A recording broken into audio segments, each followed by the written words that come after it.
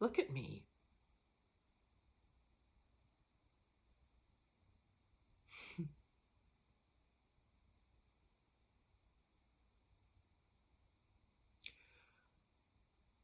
Look at me. Look at me. Look at me. Look at me. Look at me. Look at me.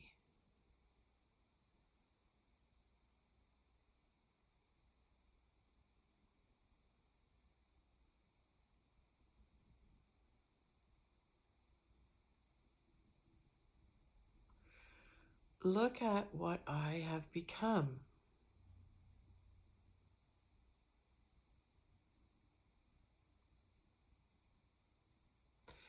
I have become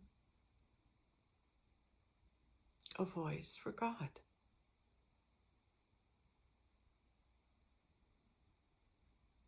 And this is what I look like.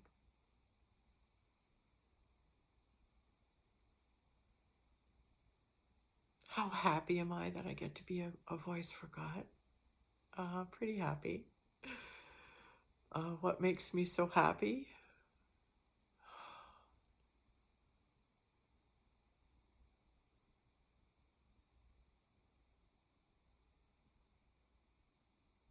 That He's chosen me. I'm glad He's chosen me to speak through. I've spent so much time with Him.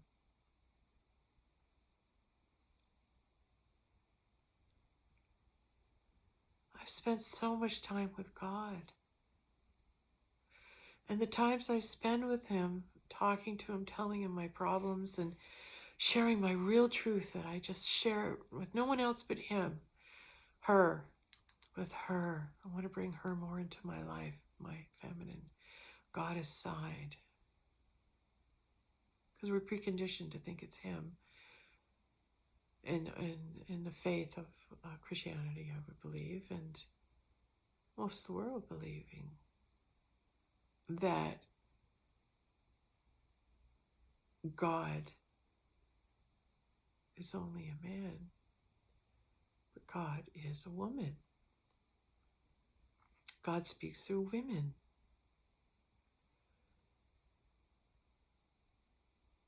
But it's just this incarnation of a woman. Have I always been a woman? In every incarnation? In every incarnation?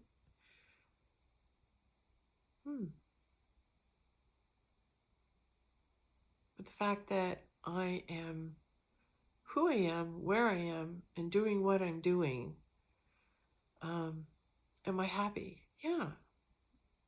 I'm very happy being able to be that voice.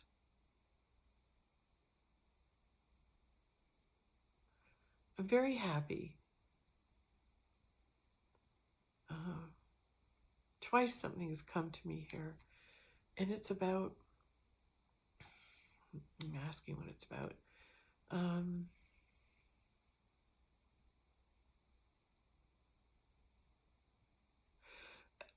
trying to put it into words. It's hard to put into words, so forgive me if I'm pausing, but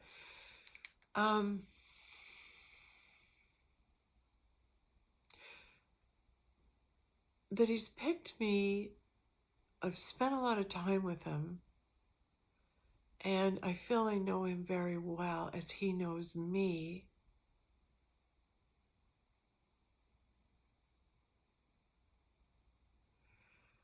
And He's revealed a lot of truth to me, a lot of awareness, a lot of wisdom.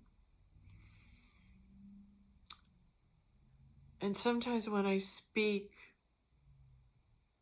before I do a video, go, oh, what do I have to say? I have nothing to say to everybody, Lord. Nothing to say. Everything's fine right now. Nothing to say. And it's like, no, you're going to make a video. But what am I speaking about? Well, just talk. I need you to talk today. I need you to talk today. Okay. So, talking about being happy.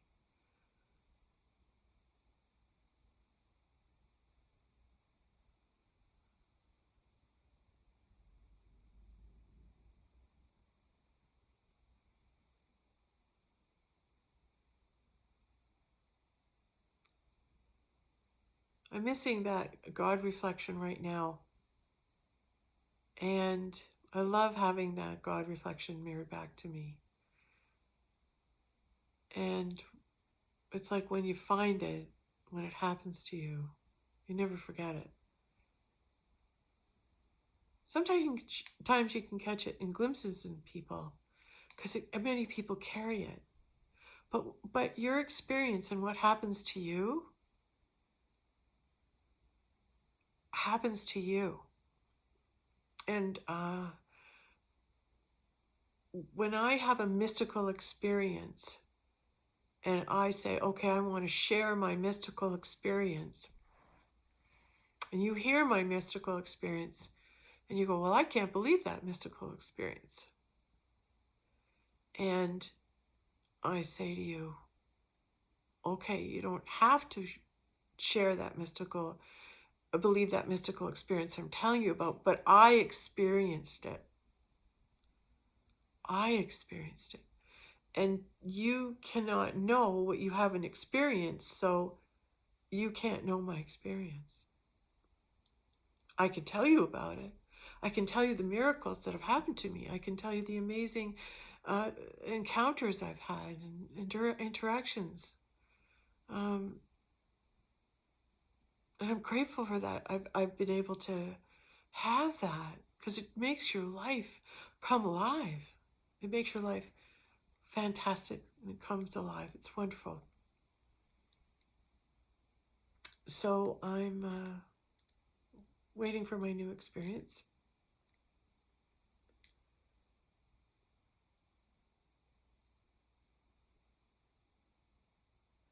I was looking at myself and I started this just saying, am I happy?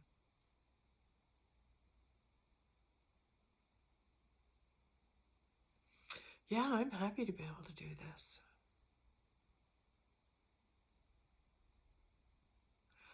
The biggest obstacle I face is the argument that comes out and says, yeah, well, who's going to listen to you? What do you have to say?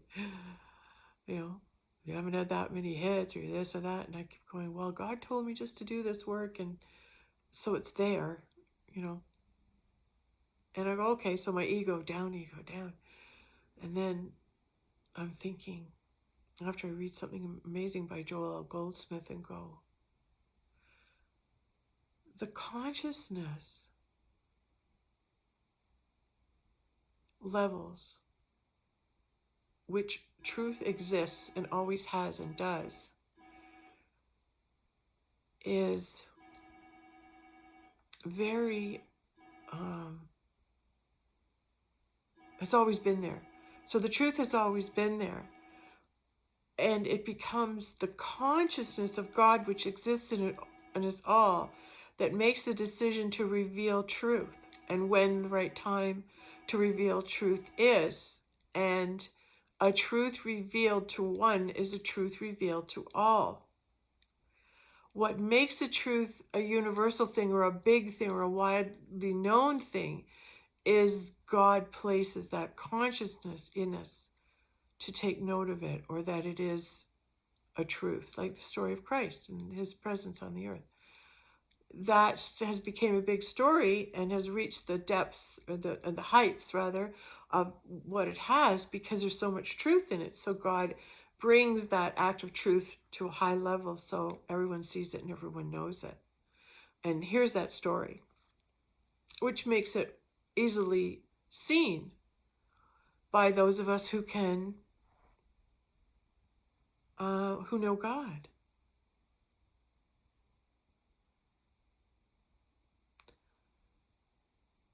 God isn't memorized or rehearsed or something that is a demanding thing of you. God always allows you to be just the way you are every moment. Doesn't tell you that you're good or bad. He just loves you. And whatever you're there to experience and whatever goes on for you in your experience, he still loves you. You can have a good experience or a bad one. He still loves you. So when you keep that in mind, It's always go after him. Always try and um,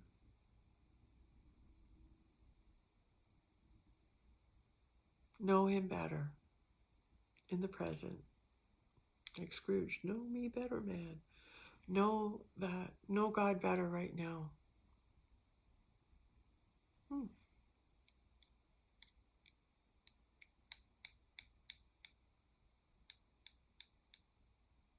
Did I ever think that I would be some person that God could speak through, that this is what my life would come to, or I would be a servant of his,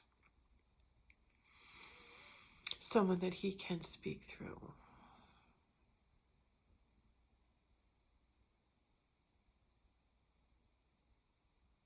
Was there was always this knowing that God placed in me that I wasn't alone, but it's been a burning desire that was placed in me to know God.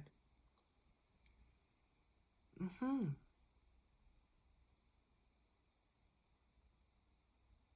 And that was probably in me for a reason. So I've come to know him this lifetime. So lucky me. And I will continue to share more thoughts as I hear them.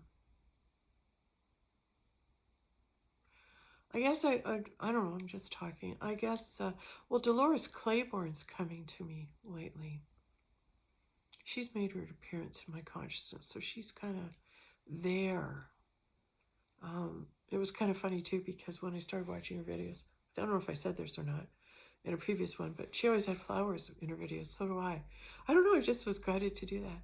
Yeah, I loved her because she's very confident in her ability to speak to, she calls them they, but that higher vibrational voice, which I believe is God, but that's my choice. And she had a real confidence in them. And I loved that she knew that there was a time for everything. That she tried to publish her book for 9 years and it never got off the ground because it wasn't meant to. And then she was later, it wasn't meant to be released till now. I love that type of faith because I have that faith, because I know my videos and my work, when they're meant to come to fruition, they will. And that's a big faith, because your humanness wants, oh, I want to be known, or I want this, or I want that, or I want to get this word out. And there's a bit of ego there, that you want your work to pay off. You want all this time and effort and work to pay off. But whether it does or not, that's when faith kicks in. Whether it does or not, I feel really good that I'm doing what I'm asked and called to do. When he asked me, I want to be there for. When God asked me to speak, I have to have the confidence and the faith that whatever is meant to come through me is okay, and not to dismiss it, not to doubt it, not to think, oh, it could have been better, or that was silly what I said, but to trust that he speaks through me, and whatever is being spoken is to be shared. That's a real faith to have, right? Because, you want to take the credit if it's good, and if it's not that good, oh, we just won't post it. There, no one will know. But knowing that when I make these videos, I'm going to post them. I just have that faith. I'm meant to do that, so I do it. And then I don't check on how many hits I have, or who likes this or who doesn't. I just don't, because I let it go. I'm proud of myself that I did that. I let it go. So, yeah.